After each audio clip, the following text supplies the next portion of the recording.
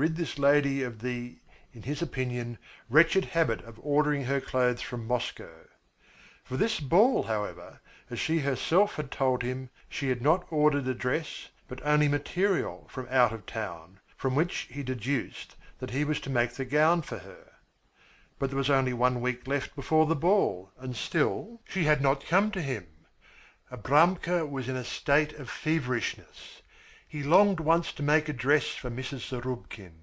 It would add to his glory. He wanted to prove that he understood his trade just as well as any tailor in Moscow, and that it was quite superfluous for her to order her gowns outside of Chmyrsk. He would come out the triumphant competitor of Moscow. As each day passed, and Mrs. Zarubkin did not appear in his shop, his nervousness increased. Finally she ordered a dressing jacket from him, but not a word said of a ball gown. What was he to think of it? So, when Semyonov told him that Mrs. Zarubkin was expecting him at her home, it goes without saying that he instantly removed the dozen pins in his mouth, as he was trying on a customer's dress, told one of his assistants to continue with the fitting, and instantly set off to call on the captain's wife. In this case, it was not a question of a mere ball gown, but the acquisition of the best customer in town. Although Abramka wore a silk hat and a suit in keeping with the silk hat, still he was careful not to ring at the front entrance, but always knocked at the back door. At another time, when the captain's orderly was not in the house, for the captain's orderly also performed the duties of the captain's cook, he might have knocked long and loud. On other occasions a cannon might have been shot off right next to Tatyana Grigoryevna's ears, and she would not have lifted her fingers to open the door. But now she instantly caught the sound of the modest knocking and opened the back door herself for Abramka. "Oh!" she cried delightedly. "You, Abramka!"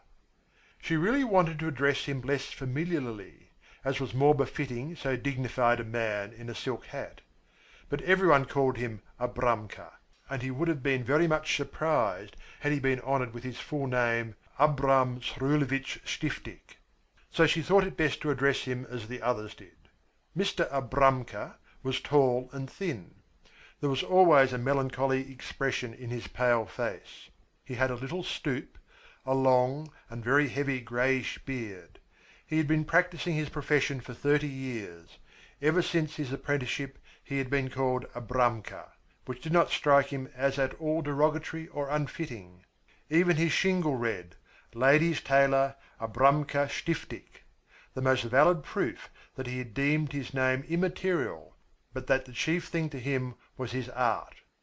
As a matter of fact, he had attained, if not perfection in tailoring, yet remarkable skill.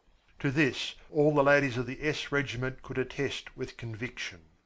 Abramka removed his silk hat, stepped into the kitchen, and said gravely, with profound feeling, "Mrs. Zarubkin, I am entirely at your service."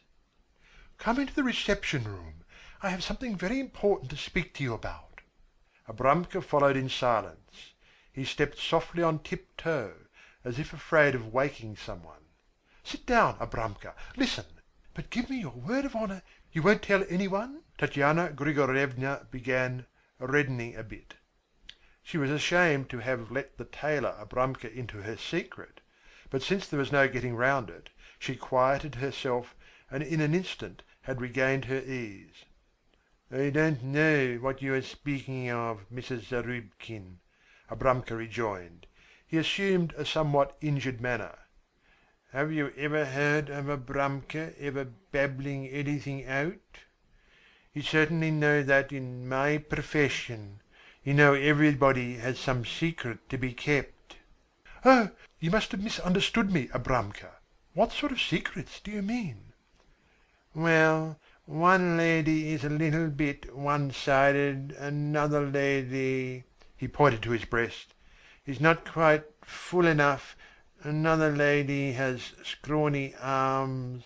Such things as that have to be covered up or filled out or laced in, so as to look better. That is where our art comes in. But we are in duty bound not to say anything about it." Tatyana Grigoryevna smiled. "Well, I can assure you I am all right that way. There is nothing about me that needs to be covered up or filled out." "Oh, as if I didn't know that. Everybody knows that Mrs. Zarubkin's figure is perfect," Abramka cried, trying to flatter his new customer. Mrs. Zarubkin laughed and made up her mind to remember. "Everybody knows that Mrs. Zarubkin's figure is perfect." Then she said, "You know that the ball is to take place in a week." "Yes, indeed, Mrs. Zarubkin, in only 1 week. Unfortunately, only 1 week," replied Abramka, sighing. "But you remember your promise to make my dress for me for the ball this time." "Mrs. Zarubkin," Abramka cried, laying his hand on his heart, "have I said that I was not willing to make it?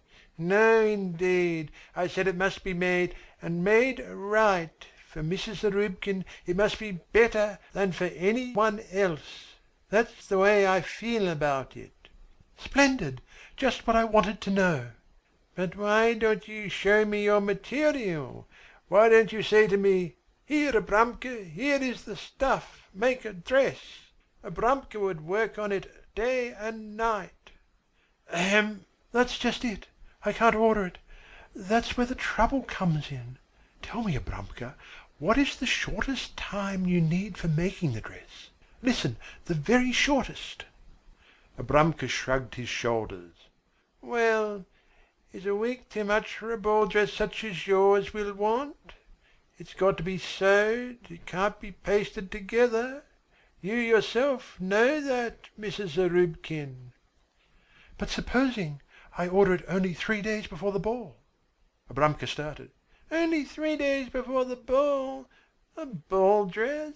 Am I a god, Mrs. Zarubkin? I am nothing but the ladies' tailor, Abramka Stiftik." "Well, then, you are a nice tailor," said Tatyana Grigoryevna scornfully. "In Moscow they made a ball dress for me in 2 days." Abramka jumped up as if at a shot and beat his breast. "Is that so? Then I say, Mrs. Zarubkin," he cried pathetically, "if they made a ball gown for you in Moscow in 2 days, very well, then I will make a ball gown for you, if I must, in 1 day. I will neither eat nor sleep, and I won't let my help off either for 1 minute. How does that suit you?" "Sit down, Abramka. Thank you very much. I hope I shall not have to put such a strain on you. It really does not depend upon me. Otherwise I should have ordered the dress from you long ago." "It doesn't depend on you? Then upon whom does it depend?" "It depends upon—" "But now, Abramka, remember this is just between you and me. It depends upon Mrs. Shaldin." "Upon Mrs. Shaldin, the doctor's wife? Why, she isn't even here." "That's just it. That's why I have to wait. How is it that a clever man like you, Abramka, doesn't grasp the situation?" "Hum! Let me see." Abramka racked his brains for a solution of the riddle. How could it be that Mrs. Shaldin, who was away, should have anything to do with Mrs. Zarubkin's order for a gown? No, that passed his comprehension. "She certainly will get back in time for the ball," said Mrs. Zarubkin, to give him a cue. "Well, yes." "And certainly will bring a dress back with her." "Certainly." "A dress from abroad, something we have never seen here, something highly original." "Mrs. Zarubkin," Abramka cried, as if a truth of tremendous import had been revealed to him. "Mrs. Zarubkin, I understand. Why, certainly. Yes, but that will be pretty hard."